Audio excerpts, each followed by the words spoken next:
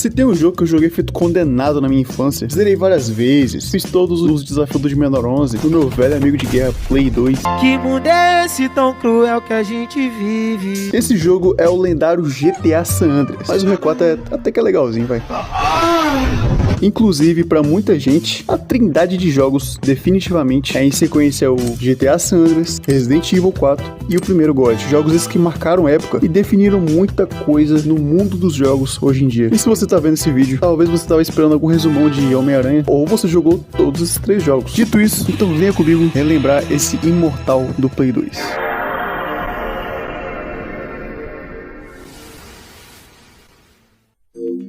Em janeiro de 2005, é lançado o jogo que tem a exata mesma idade que eu, chamado de Biohazard, originalmente no Japão. Ele era exclusivo do falecido GameCube, console esse que, se você for muito novo, talvez você nem saiba que existiu. Console esse que, na época, rivalizava entre muitas aspas com o primeiro Xbox e o Play 2. O diretor dessa bagaça aqui foi o Shinji Mikami. Mikami esse que trabalhou uma boa empreitada na Capcom, fez bastante coisa pra série Resident Evil no geral. E o que esse cara fez aqui no Resident Evil 4 foi basicamente fazer carvão virar diamante. Porque se dependesse de outro diretor aí, mano, certeza que Resident Evil acabava ou no 5 ou no 6, tá ligado? Não. Isso quase aconteceu também. O nosso querido R4 passou por várias versões betas antes de chegar na versão que a gente conhece. Que ao total são 4 versões betas e eu só vou passar ali por cima delas sem me aprofundar muito. Porque se eu for detalhar cada versão beta desse jogo, é papo de vídeo de 1 hora, no mínimo, tá ligado? A primeira versão beta desse jogo acabou virando base pra outro jogo queridinho pela comunidade também. O classicão Devil May Cry. E essa versão beta aí, basicamente, dá pra resumir ela em casos de família e terrorzão em castelo. E é bom ressaltar que muita coisa dessas versões betas vão ser reutilizadas no jogo final. Então, só de eu falar aqui pra vocês, vão garimpar, tá ligado? A segunda versão beta definitivamente é a mais viajada de todas, mas é a que eu mais gosto, mané. A Capcom finalmente teve a ideia de trazer o Leon de volta à continuação do novo jogo, e os caras queriam porque queria fazer um jogo em alguma espécie de castelo. E pasme, tá? O Mano Léo seria atacado por uma neblina com tentáculos do mal.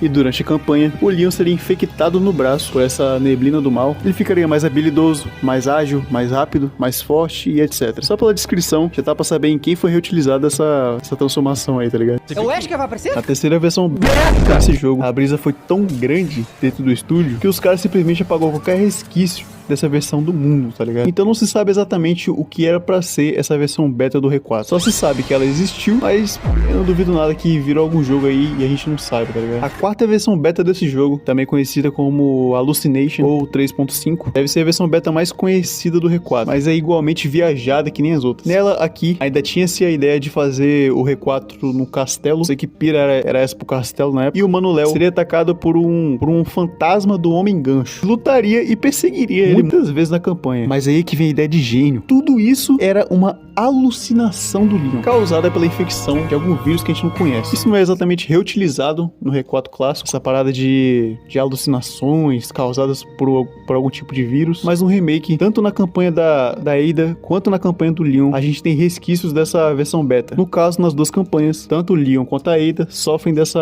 alucinação causada pela plaga. Mas quando chegar o vídeo do remake eu falo melhor disso. Essa última versão não foi pensada pelo Shinji Mikami. Na verdade, ela foi pensada por outro diretor que tava levando o jogo pra uns rumos meio estranhos, tá ligado? Então foi aí que a Capcom decidiu deixar o Mikami na direção e no roteiro desse jogo. Roteiro esse que ele fez em 2 semanas, pra você ter ideia, de tão corrido que tava a produção do jogo. E é aí que então, no ano de 2005, é lançado o jogo que vos falo. Que além de ter sido um ano com muitos lançamentos importantes, tanto no mundo da música, quanto no cinema e nas redes sociais, foi lançado o jogo que vos falo. Claro que primeiro no GameCube e depois no Play 2. Então eu vou colocar aí a data mais ou menos exata que foi lançada no Play 2, especificamente. Depois do incidente em Raccoon City, incidente esse que foi trabalhado em 3 jogos da franquia, inclusive, o Mano Léo conseguiu sobreviver à explosão na cidade. E por causa ali dessa pequena experiências com armas biológicas, ou em poucas palavras, zumbis, ele teve um treinamento especial e desde então ele ficou encarregado de ser o guarda-costas do presidente dos Estados Unidos e da família dele. A filha do presidente então foi sequestrada e o papel do Mano Léo é buscar informações do paradeiro dela em uma vila do interior da Espanha, onde ela tinha sido avistada. E para essa missão importantíssima, né, o presidente manda o Leon com aproximadamente 30 balas e um Rexona.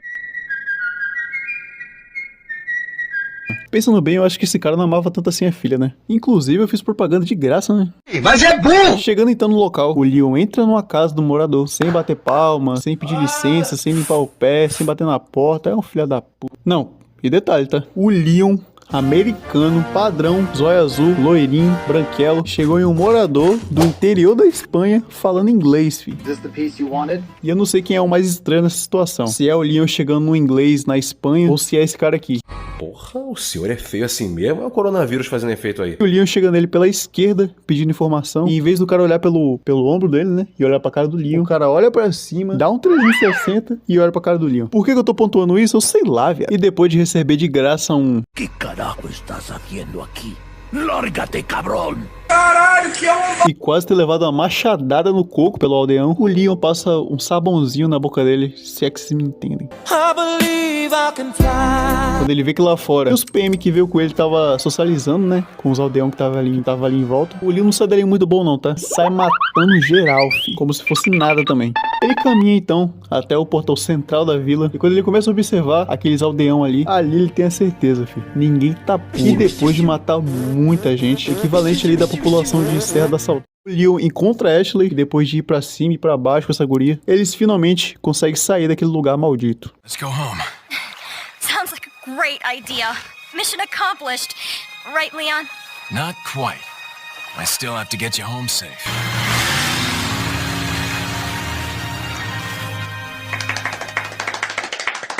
Lembrando que esse vídeo aqui não é um vídeo resumão, tá? Eu não vou pontuar toda a história do jogo. A Vila do Requadro é definitivamente uma das melhores formas de começar um jogo de terror barra ação, tá ligado? Todo aquele visual sem vida, opaco, aquele filtro marrom do jogo, as árvores sem vida, sem cor, casinha de madeira, o som ambiente do jogo. Excuse me. Sir? Só isso aqui é motivo de nostalgia pra muita gente. E no Play 2, inclusive, tinha um charme a mais nessa cena. Porque a primeira imagem do jogo que a gente tinha era essa aqui. A tela fechadona, o som ambiente, essas folhas pixeladas no chão, a limitação do gráfico também, né? Era um charme a mais que tinha no jogo naquela época. Falando ainda da ambientação do jogo, né? A pouca quantidade de vida naquele lugar, além do Leon e dos granados, claro, os poucos animais que tinham no jogo, contribuíam muito pro sentimento de solidão que tinha no jogo. Como no comecinho do jogo tinha alguma coisa, algum ser vivo, algum ganado, sei lá, observando, eu não sei se é só comigo, tá? Mas toda vez que eu ia jogar o jogo, parecia que tinha alguém me observando, mano. Era o sentimento de observação constante, tá ligado? Ao mesmo tempo que parecia que só tinha você e os ganados ali no jogo, parecia sempre que tinha alguém te observando ali. A água esquisita que eles davam pros animais beber, a quantidade de carcaça de ser humano que tinha naquele jogo, que inclusive era a decoração dos caras, tá ligado? E os ganados, eles não eram exatamente humanos ali pensantes, né? E nem zumbis, simplesmente ignoravam aquilo ali, tá ligado? Tinha local que o bagulho era tão tenso que dava até pra sentir o cheiro, tá ligado? Eu acho que eu vou vomitar. O bagulho era bizarro naquela vila. Os inimigos dessa parte aqui também são muito marcantes, além dos ganados que eu já falei, né, que vão mudando de cada capítulo do jogo. Também tem inimigos como um lobinho possuído pelo demônio, uma salamandra gigante, que deve ter sido motivo de terapia pra muitos adultos que tá me assistindo aí do outro lado. Tem nada na água, pô. E um gigante de 1,70 de altura. Depois que você pega a manha ali, é mais fácil matar ele do que matar um ganado, por incrível que pareça. E se você pensar que desde o início os caras queriam fazer um jogo focado em um castelo, a parte da vila consegue ser melhor do que a parte do castelo em si. É de se dar um crédito pro Mikami. Sou foda! O Castelo do Salazar manteve essa sensação de mistério do jogo, agora focado no lado mais medieval da parada, no lado mais rústico mesmo. E quando você pensa que a vila é um lugar todo aberto, tá ligado? E o capítulo do Salazar é um castelo gigante, cheio de etapas, cheio de lugares, dá pra se dizer também que o estúdio focou mais nessa parte do castelo, porque ele é muito detalhado. Claro que eu ainda prefiro a vila, mas não tira o mérito do castelo, tá ligado? Que nem eu falei, o castelão é mais antigo, tá ligado? Ali os quadros contam uma história, os imóveis antigos contam uma história também, as salas secretas, as estátuas e muito mais. E como ele é dividido em etapas, tem a parte do castelo, que é mais em cima, assim, vamos dizer, né? Tem o esgoto do lugar que parece um cativeiro, tá ligado? Inclusive é lá que a gente acha esse inimigo aí que parece um mosquitão, que é chato pra caralho matar esse bicho. Isso é preconceito. Tem um labirinto no castelo. Por quê? Porque gente rica é foda. Tem uma literal parte que é uma piscina de lava, um dragão cuspindo fogo, pilotado por ganado. Tem um corredor no castelo, uma literal parte que tem 2 ganados em cima de uma furadeira gigante. E pro Leon sair dali ele tem que matar os ganados através de uma gradinha pra salvar a Ashley. Eu acho que o efeito daquelas 2 semanas lá que o Mikami teve pra fazer o roteiro tá fazendo efeito aqui, tá ligado? Isso porque eu não falei da sala que tem um teto teto cheio de espinho que vai prensando até matar os caras. E aí, estátua do Salazar gigante. Pra matar o Leon, sai derrubando pilastra, tá ligado? É loucura, filho. Essa parte aqui é loucura. Será que ele está querendo compensar alguma coisa? Deve ter sido a parte do jogo que os caras mais pensou em fazer. Até porque muita coisa foi reutilizada das versões betas do jogo, como corredores, escadas e etc. Aqui, inclusive, é a casa da seita por trás de tudo no jogo. É a casa da seita dos Lobos Iluminados. E aqui eles fazem tudo que tem de ruim, filho. Macumba, sacrifício, rituais, jogo do pão. Tudo de ruindade. O castelo manteve o sentimento de medo que tinha na vila e aprimorou com um toquezinho de esquisitice, com inimigos como o Garrador, que é um cara cego com a plaga nas costas, e pra matar o cara você tem que ficar atirando no sininho, pra ele ir direto no som do sininho, tá ligado? E depois com a manhãzinha ali você mata ele rapidão também. O Verdugo, que é um usuário das plagas perfeito, vamos dizer assim, e tem 2 deles na história, e um a gente enfrenta uma batalha épica nos esgotos do castelo, e o outro se funde a transformação final do Salazar, e o bicho é dificinho, tá? Não é na base do tiro e da faquinha que você mata ele não, tá ligado? Tem toda uma estratégia pra você tentar matar o cara. E muito mais coisas. Essa é uma parte bem detalhada do jogo. Como eu falei, é um capítulo inteiro dentro do castelo. Então tem muitas partes, tem muitos lugares. Pô, tem caverna, tem esgoto, tem labirinto, tá ligado? Tem muita coisa. A parte do castelo é muito boa. Não perde nada pra parte da vila, inclusive. Dentro do próprio castelo tem várias variações de lugares, de inimigos e uma história muito rica que se você for detalhar tudo, é papo de 1 hora de vídeo, tá ligado? Esse castelo aqui tem muita história pra contar. Mas é claro que também é um jogo do Shinji Mikami, tá ligado? Então vai ter uns lugares, tipo, tem um forno gigante que você enfrenta 2 elfos gigantes lá dentro também, tá ligado? Pô, tem muitas partes aqui que é muito desnecessárias, vamos dizer assim, tá ligado? Mas continua sendo uma parte boa, aqui a parte do castelo. Não perde nada, que nem eu falei, pra parte da vila. E em comparação com a próxima parte que eu vou falar aqui, foi quase um milagre os caras fazerem uma parte melhor do que a vila, tá ligado?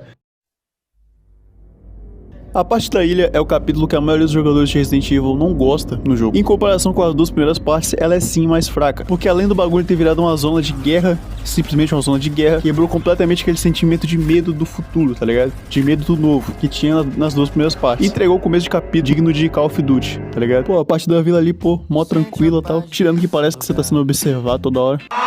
E dá medo. Eu tenho medo da vila até hoje. O castelo também, mó tranquilo ali, pá. Mó lance medieval, tá ligado? Aí você chega na ilha. A ilha toda é ambientada nesse lance meio de guerra, tá ligado? De campo de guerra e laboratório. E por mais que seja uma parte mais fraca do jogo, ainda assim tem umas coisas que é legal no capítulo, né? A parte do laboratório não em si dá medo, tá ligado? Mas ela é mais um lance de interessante, tá ligado? Ali você vê toda a evolução das plagas.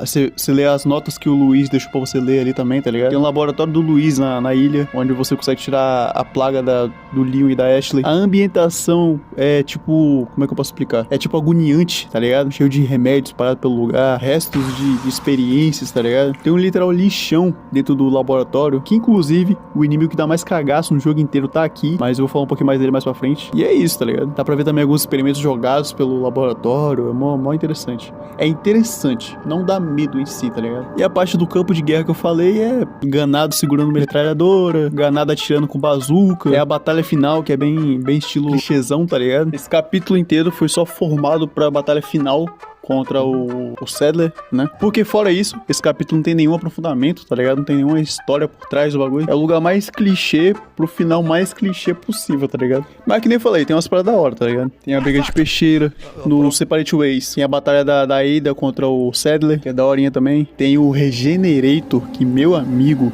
pensa no inimigo que dá um cagaço.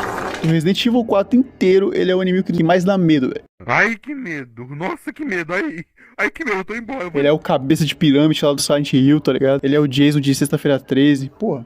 O cara é foda, patroa. Esse bicho tem 4 plagas no corpo. Pra você tentar matar ele, você precisa de um infravermelho pra acertar na plaga do corpo dele, tá ligado? Ou muita raça de bala e muita facada pra você tentar matar o cara. E a minha sincera opinião sobre esse capítulo aqui é o famoso desperdício de potencial, tá ligado? Eu acho que os caras tentaram fazer um bagulho sempre aumentando, tá ligado? Tipo, Pô, a vila ali, você enfrenta ali um ganado com a faquinha e uma foice, tá ligado? Com o castelo, você enfrenta ali uns ganados com a lança, tá ligado? Com o escudo, aquele bagulho que gira, que eu esqueci o nome, com a clava, tá ligado? Aí os caras pensou, pô, então vamos dar uma K-47 pro ganado aqui na parte da ilha, tá ligado? Vamos fazer os caras trocar com ganado na base do tiro mesmo, tá ligado? Isso aí que estragou pra caralho. Claro que também tem aquela parte, tipo, é pra diferenciar o ganado do zumbi comum que a gente conhece, tá ligado? E que inclusive o pessoal que jogou os clássicos, por exemplo, e foi chegar no 4, foi jogar o 4, meio que estranhou, tá ligado? Eles pegaram o conceito da hora e exacerbaram o bagulho, tá ligado?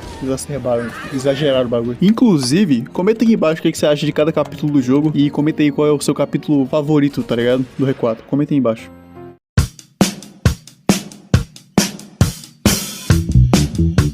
Leon Scott Kennedy. Nosso Mano Léo tem ali aproximadamente 27 a 28 anos, na época que se passa o Resident Evil 4. Ele é um ex-PM que no seu primeiro dia ficou preso na treta ali de Raccoon City. Então, antes de protagonizar o R4, ele já era famoso na franquia por ter protagonizado o 2. Claro que hoje em dia também, né? Resident Evil 2, 4, 6, remake, filme pra caralho com o Leon, adaptação, tá ligado? Então, ele é um dos personagens mais famosos da franquia, se não for o mais famoso, tá? Em nenhum momento você sente que o Leon tá nervoso ou tá traumatizado depois dos eventos de Raccoon City, tá ligado? Muito pelo contrário, o cara tá ali sozinho, matando meio mundo, matando o equivalente de Serra da Saudade de habitantes, tá ligado? E foda-se. Um bichão de 4 metros de altura com as espinhas parecendo um alienígena indo pra cima dele, o Leon. Sequestraram o objetivo da missão 3 vezes durante o jogo, o Leon. E o cara dá em cima da Hannigan. Ai, velho, o que você quer comigo, pô? O cara rejeita a filha do presidente, mas quando vê a Ada, meu amigo... A relação dele com o Salazar é pura resenha, tá ligado? Quando terminar a missão ali, eles vão virar amigo, tá ligado? É um ligando pra xingar o outro. Esse cara aqui é o Gold, não tem jeito. Where's everyone going? Bingo? A digníssima Ada Wong, eterna paixão do Mano Léo, tava lá no comecinho da saga também, no Resident Evil 2, onde inclusive ela conheceu sua alma gêmea. A Ada é essa espiã que trabalha nas sombras, tá ligado? Quando ela aparece na saga, é sempre por um objetivo muito incomum, tá ligado? E aqui no jogo, ela tá atrás de uma amostra controladora das plagas, pra entregar essa amostra na mão do Wesker, que é pra quem ela tá trabalhando aqui agora, né? No meio da busca pela plaga, ela acaba tirando o Leon de umas encrencas aqui e ali, e depois de um tempo, o Wesker acaba percebendo que o Leon também tava ali na ilha, né? Então ele manda a Ada finalizar o Mano Léo, mas é claro que ela não ia obedecer isso, né? A gameplay da Ada acaba fechando algumas lacunas na história do jogo. Por exemplo, lá no comecinho, quem toca o primeiro sino da igreja é ela. Quem atira nas costas do Vitores é ela também. Quem finaliza o Krauser depois da luta dele com o Leon é ela também. Então esse Separate Ways, essa gameplay dela acaba fechando muita coisa importante na história. Ela entrega a amostra das plagas na mão do Wesker e isso acaba sendo muito importante no futuro da saga. Fora isso, a gameplay dela não é muito diferente da do Leon. A única coisa que muda mesmo é algumas armas. Alguns cenários dela é tipo, enquanto o Leon você vai pra um lado, ela vai pro outro, tá ligado? E antes do Leon tá no lugar, ela já cortou um caminho gigante pra chegar lá, tá ligado? Então acaba embolando um pouco a cabeça. E além disso, ela tem um gameplay exclusivo dela no jogo, onde ela tem que voltar na ilha e pegar 5 amostras das plagas. E até que é legalzinho pra você finalizar o jogo, tá ligado? É bacaninha.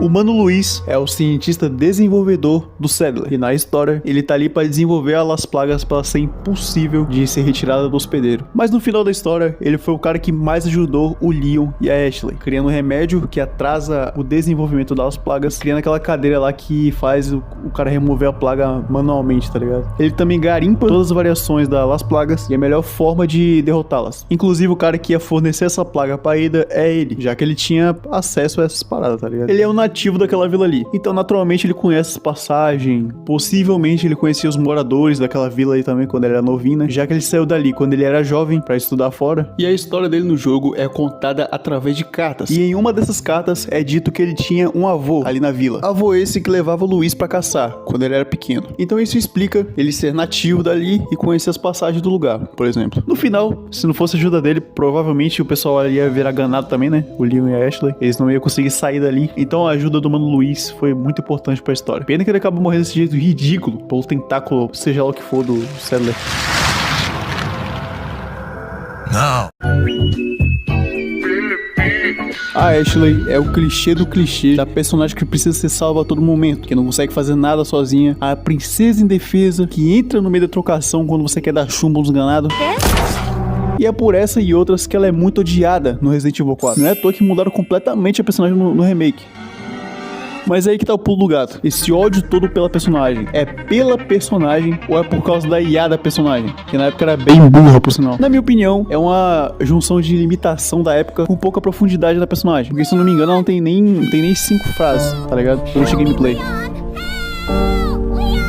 E quando ela fala alguma coisa, é só em cutscene, em alguma cena que ela conversa com outras pessoas, tá ligado? Eu, por exemplo, não tinha todo esse ódio pela personagem que o pessoal tem, tá ligado? Muito pelo contrário. Eu ficava até melhor quando ela tava do meu lado, tá ligado? Só o fato de você não estar ali sozinho já é um bom sentimento, tá ligado? Oh, you pervert! Nosso mano Wesker é o personagem que tá aqui no jogo pra fazer o papel do rival ex-parceiro de equipe. Ele foi o cara que sequestrou a Ashley quando ela tava saindo da escola ou da faculdade, ou algo assim. E por que ele fez isso, você me pergunta? Pelo poder, eu te digo. Depois de uma missão que ele fez com o Leon, inclusive, ele acabou ferindo o seu braço. E o exército americano mandou ele caçar um rumo na vida. Foi aí então que o nosso mano Krauser correu atrás do Wesker, na intenção de recuperar o braço perdido dele e de alguma forma voltar ativo, tá ligado? O Wesker então mandou ele atrás de uma amostra das plagas. Só que quando ele chegou lá na vila, o Sadler falou que ele precisava merecer, tá ligado? Então ele voltou pros Estados Unidos e sequestrou a Ashley pra levar ela como peça de troca, tá ligado? Então dá pra dizer que o recuado só aconteceu porque o Krauser procurou o Wesker, tá ligado? É brincadeira. Ele consegue a plaga dominante das plagas e injeta no próprio corpo, sendo que o trato era levar de volta para os Estados Unidos. A plaga transformou completamente o braço do Krauser, fazendo com que toda a transformação dele fosse exclusivamente focada no seu braço. Então o braço do cara vira um escudo, vira uma espada, vira uma lança, tá ligado? Mas é claro também que ele ficou mais ágil, mais rápido, mais forte e etc. O Wesker, então, lá nos Estados Unidos, sabia que não podia confiar de jeito nenhum no Krauser e mandou a Ada ir atrás da amostra das plagas. E no final, o Wesker consegue a sua tão sonhada batalha final com seu ex-parceiro de equipe e acaba morrendo nas mãos da Ada depois de sobreviver a uma batalha insana com o Leon. All for Umbrella's sake. Umbrella. Almost let it slip. Enough talk. Die, comrade. Vão fazer o pé, fazer o pé, fazer o pé, vão.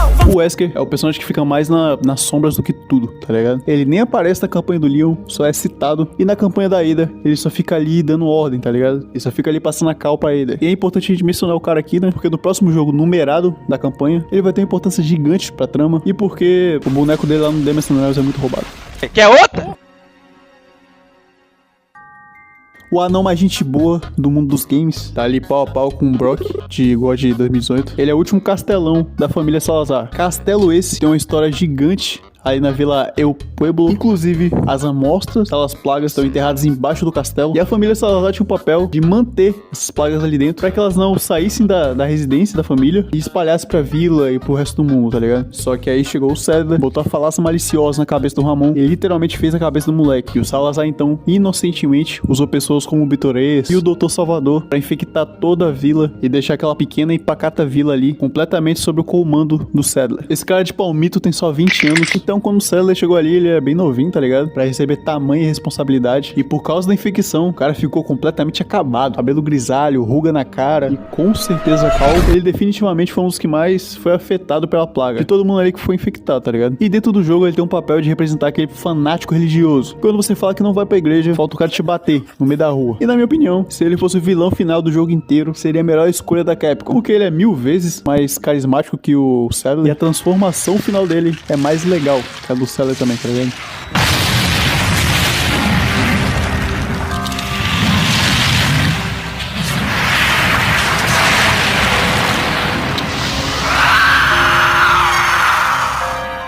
Monsters. Guess after this there'll be one less to worry about. Mas em um saldo final, é um personagem muito original, criativo, acrescentou bastante pra história do jogo e é o Gold, não tem jeito.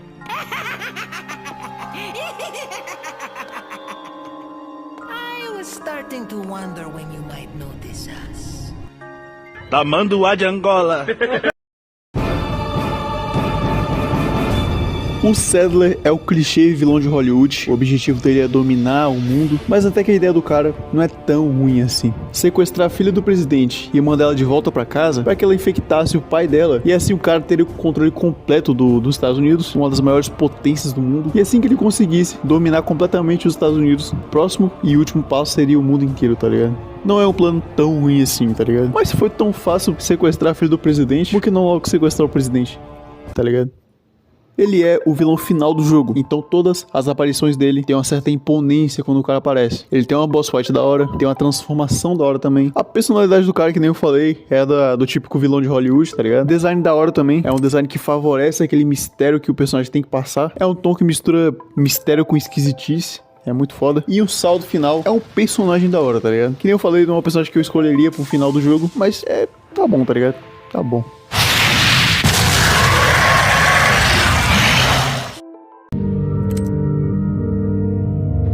O eterno miojão do R4. Aceito Pix.